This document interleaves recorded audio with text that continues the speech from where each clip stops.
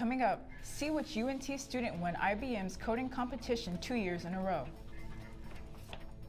Then, North Texas Central College's Denton campus is set to be ready for the upcoming fall semester. A suspect has finally been identified in the murder case of rapper Nipsey Hussle. See who it is and where LAPD is going in their ongoing investigation. From the Mayborn School of Journalism at the University of North Texas, this is NT Daily News. A man drowned in Louisville yesterday after trying to escape from police. Thanks for joining us. I'm Michaela Craig. And I'm Liteli Garza. NT Daily's Reagan Elan joins us live at Lake Louisville at the scene. Just before 8 Monday morning, Louisville police received a call about a man trespassing at a local business in the 1800 block of Waters Ridge. When the officers arrived, unidentified man fled along the canal to escape. Police say that he attempted to swim to the other side, but he struggled in the water. The officer went in to try to save him. Police say during the rescue attempt, the man started to pull the officer underwater.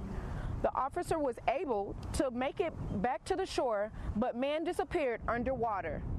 The officer made several attempts to locate the drowning man, but could not. Denton residents who commute to cities in the east, such as Plano, will have a new transportation option by 2022. Denton County Transportation Authority is working to expand to Louisville, Plano, and possibly the DFW airport. Right now, DCTA's A train stops in Denton and Louisville. In 2 to 3 years, commuters will have more route options in Louisville and be able to take the train to Plano. A commuter we spoke to said she rides the train from Louisville to Denton. Well, it's awesome, I know that. It's very awesome. I come here to see my kids.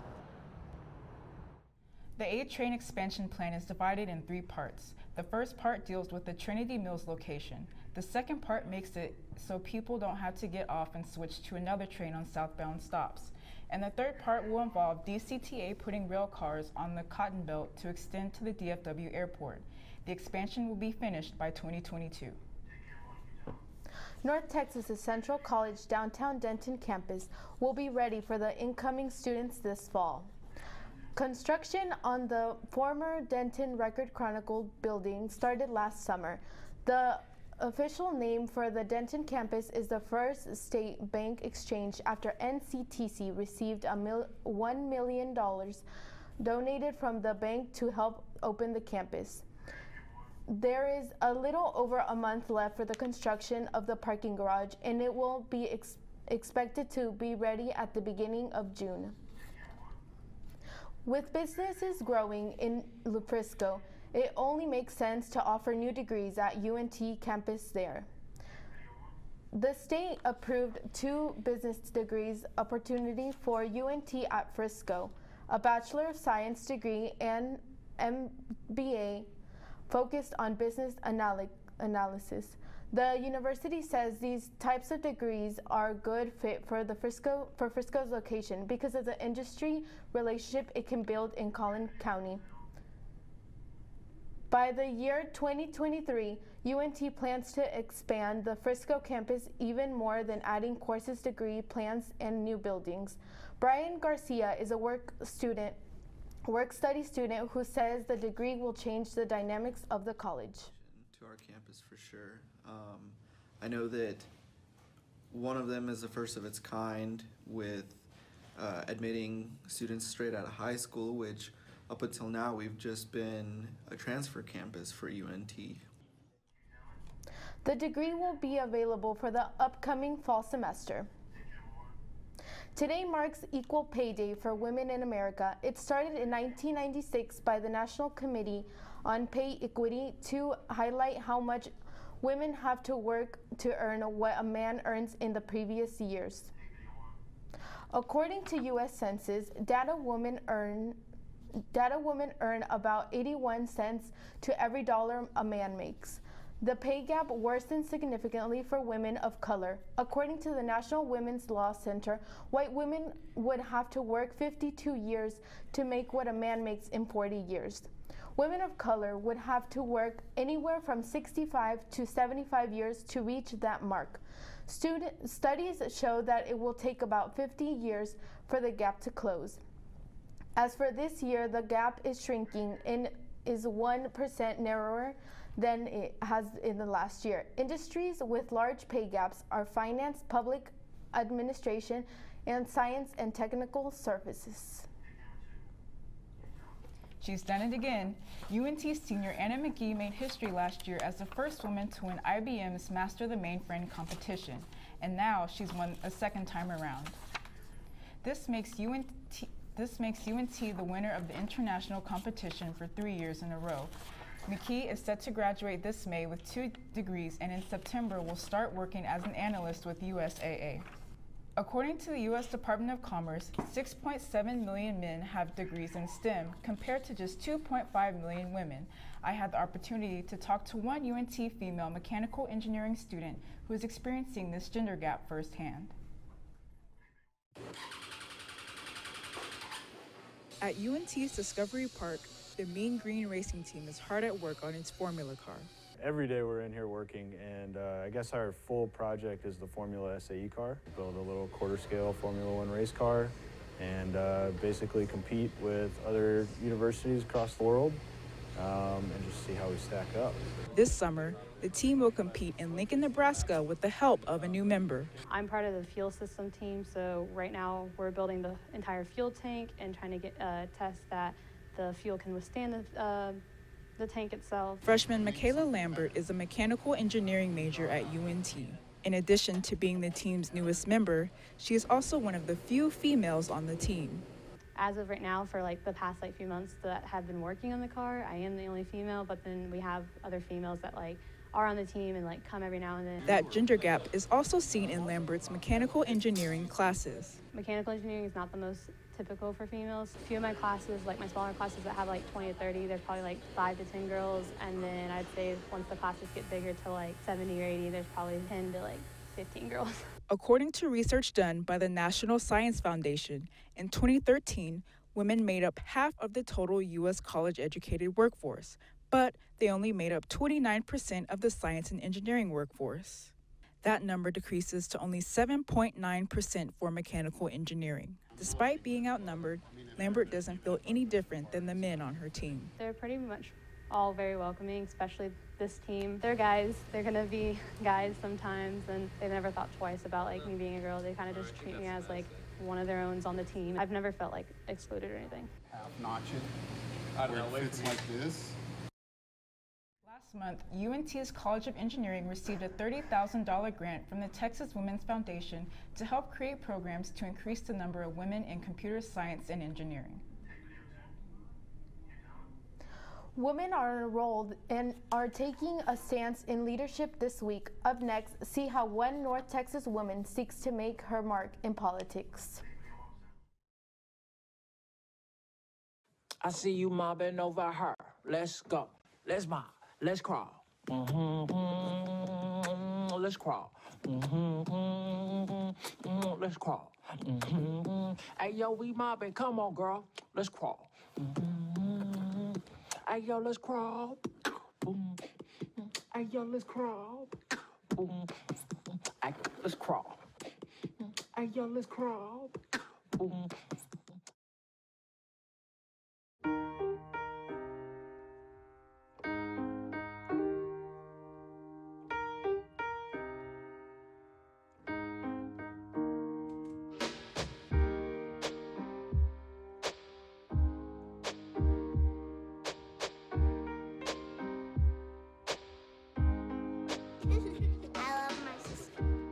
Doesn't see race. Love is love.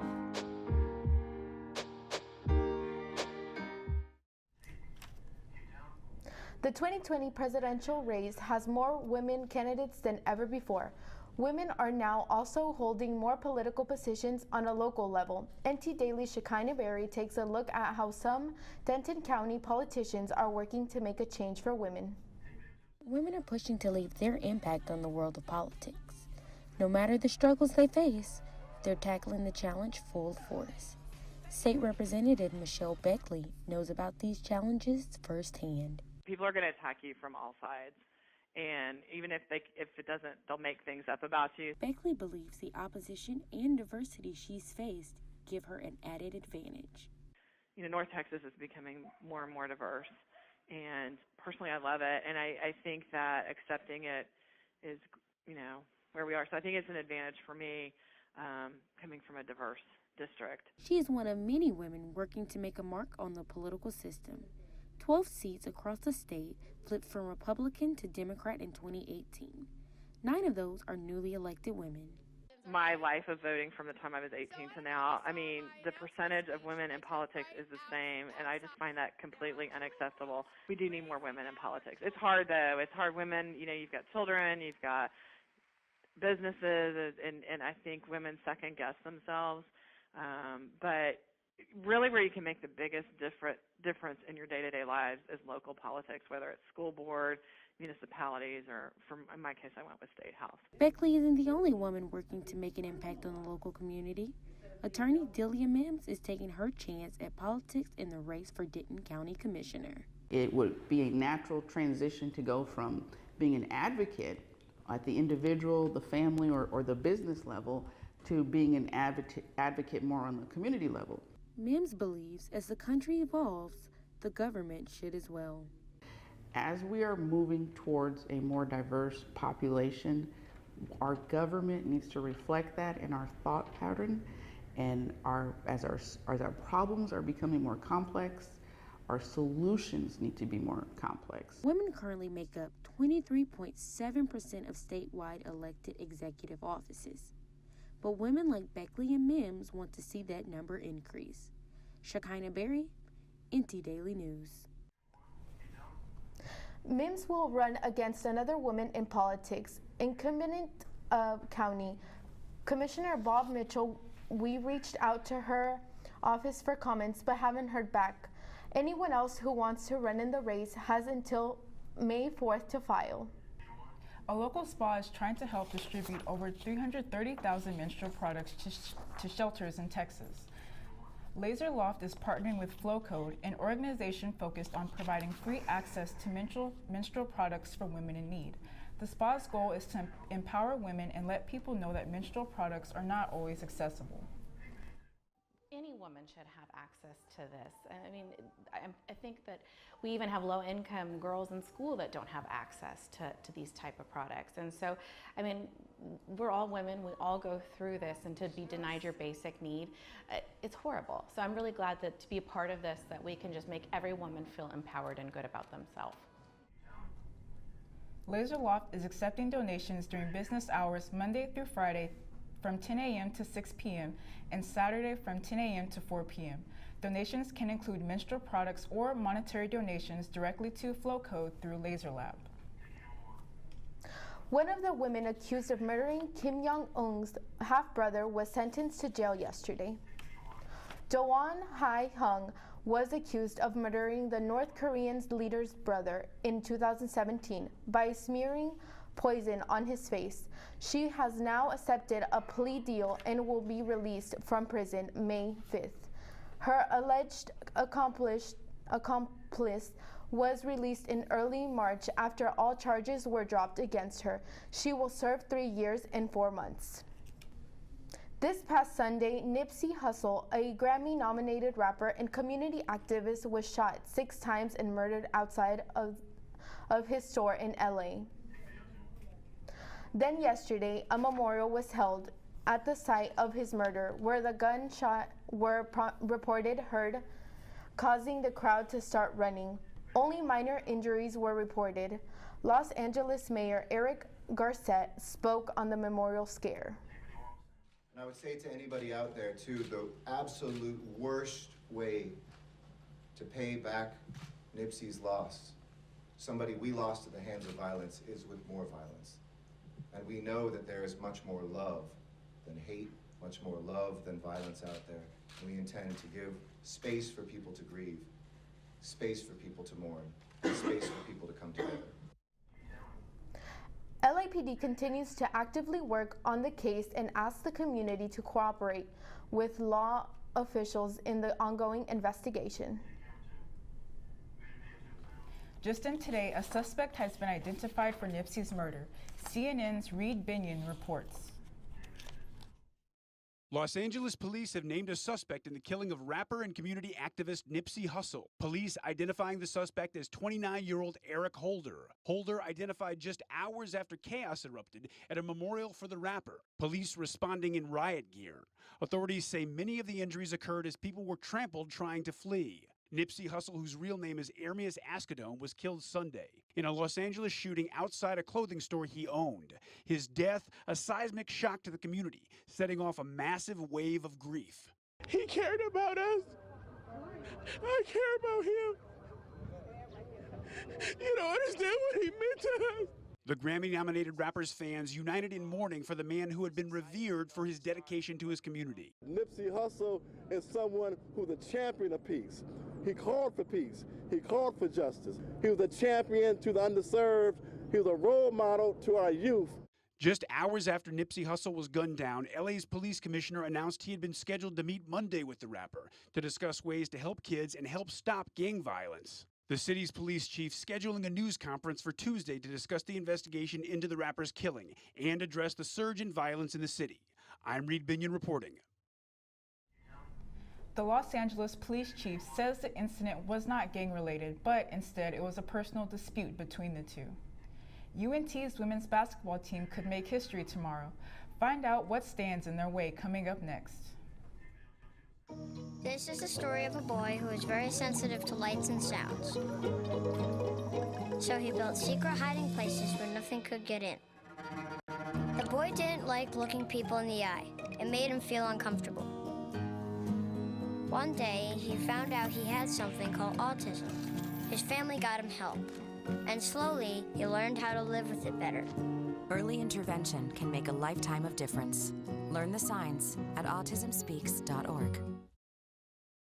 Marie, you have prediabetes. Prediabetes? I don't have time to eat right or exercise. I'm a busy mom. Oh, you're a busy mom. Yeah. This is great news. Busy moms never get prediabetes. Wait, what? Let me just... Yeah, this is all the people at risk for prediabetes, and way over here, busy moms. No?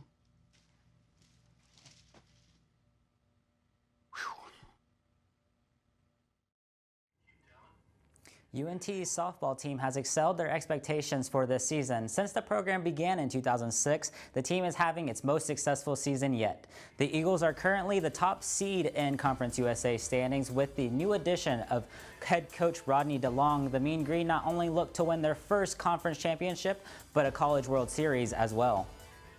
It's always been a program that's been close, you know, and I felt like it was a program we could get over the edge, and we just brought in our culture. We prepare the right way, we let them have fun, and I think that's a big part of it. We don't have an eggshell culture. We want these kids to enjoy their time here, try to make them better human beings, and you know, it's just all part of that process, and it usually equates to success right away. As the Mean Green play out their last month of the season, the team is looking to keep the momentum going. The team will face Sam Houston State in Huntsville tomorrow at 6:30. UNT's women's basketball team is still hot in the WBI postseason tournament. The Mean Green defeated Utah State last Tuesday and continued to roll by outlasting North Alabama in a 56-53 victory. The team will look to capture its first women's postseason title in school history tomorrow as they take on Appalachian State at 5:30 in North Carolina. The NCAA March Madness tournament is down to its final four. The Madness in March lived up to its name with 3 #1 seeds losing in the Sweet 16 and Elite 8. The Red Raiders from Texas Tech defeated the #1 seed Gonzaga in dramatic fashion on Saturday night. With their first appearance to the Final Four, the Red Raiders will look to take down Michigan State on Saturday night in Minnesota. The other two Final Four teams are Virginia and Auburn, who will face off on Saturday at 5. Dallas Mavericks star Kristaps Porzingis is being investigated for rape. A woman filed a complaint to the New York Police Department from his apartment in February of 2018 where the alleged assault happened. The FBI has launched its own investigation on the woman for trying to extort $68,000 from the Mavs player. The team acquired the 7'3" Latvian center from the Knicks in January. Porzingis is rehabbing the ACL he tore in February of 2018 and is expected to miss the rest of the Mavs season. That's all for NC Daily Sports. Back to you guys. Thanks, Marcus. Coming up next, a look into the everyday life of a young college student living with a brain tumor.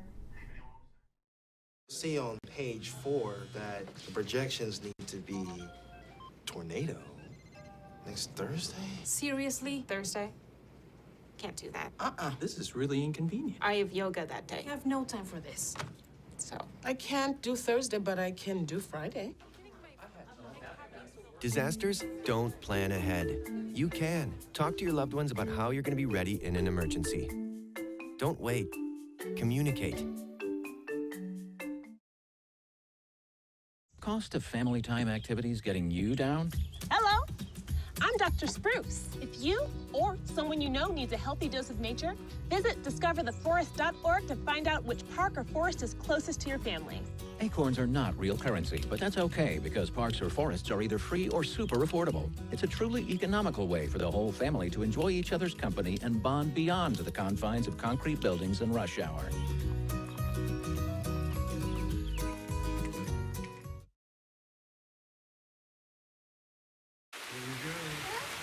Here we go. We're gonna go out there in the rain. You're gonna get wet. All right, here we go.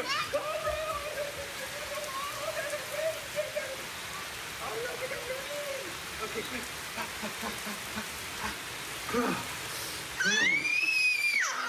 Oh yeah, yes. So much fun. Mwah. We're getting so wet.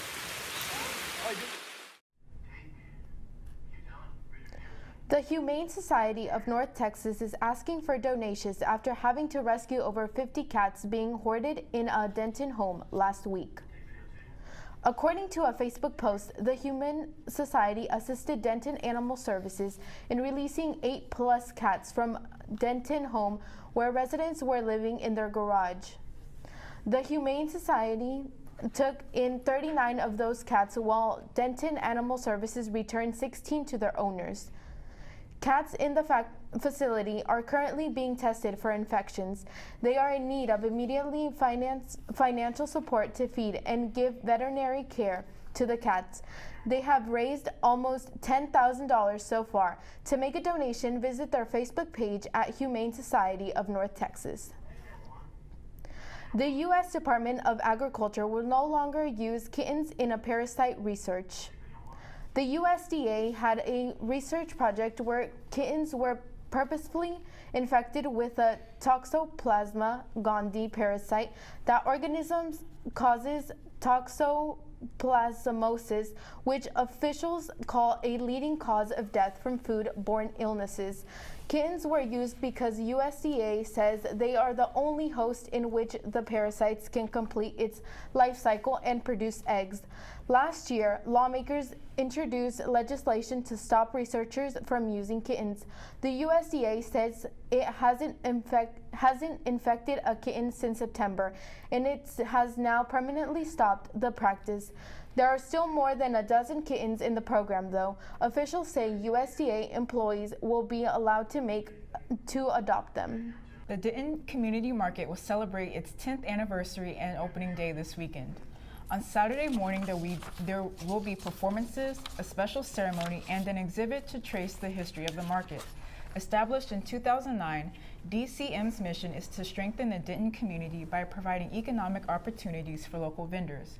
Vendors will be on site selling farm products, food, and artisan items.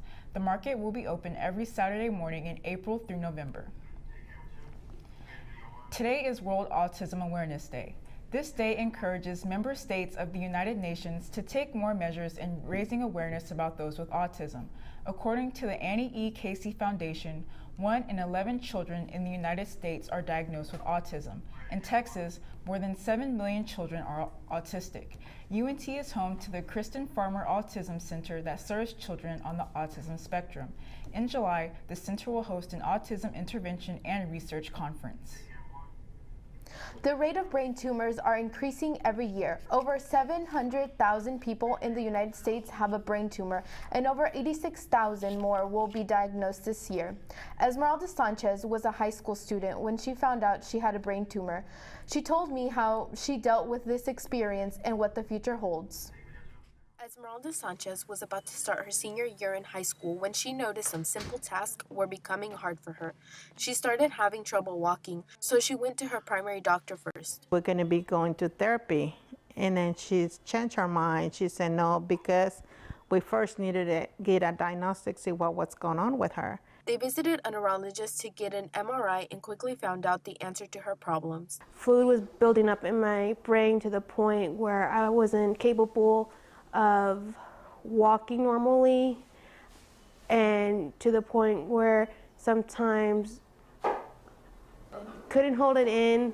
Sanchez said she was to the point where she had to take extra clothes to school or ask for help. She said she was embarrassed when these accidents would happen because of her age. Sanchez was taken to multiple neurologists in a couple of days. And he see the MRI, and he said there was a tumor in her brain, but that particular tumor, it was gonna take about 19 hours in the surgery room. After talking to different doctors all week about her problem, one doctor came up with a solution. On the fourth day, they found a specialist that could do the surgery many wouldn't take the risk of doing. But instead of removing the tumor, they made an incision, made a new tunnel so that the fluid would come in and out of my brain. Only a little bit of fluid was coming out, causing her to have different problems. Currently, Sanchez still has this tumor inside of her brain. The tumor couldn't be removed because it's in a hot spot where she could lose her mobility, sight, or speech. The experience was life-changing. It kind of made me decide what I wanted to do with my career, which I'm hoping to pursue the medical field. Sanchez goes to the doctor every year to keep an eye on the tumor, but if the problem was to happen again, they already have an option B. Doctors can't do a biopsy on the tumor due to its location. Sanchez is living a normal life and working on her nursing degree. That's our time for now. Thanks for joining us. We'll see you next time for NT Daily News.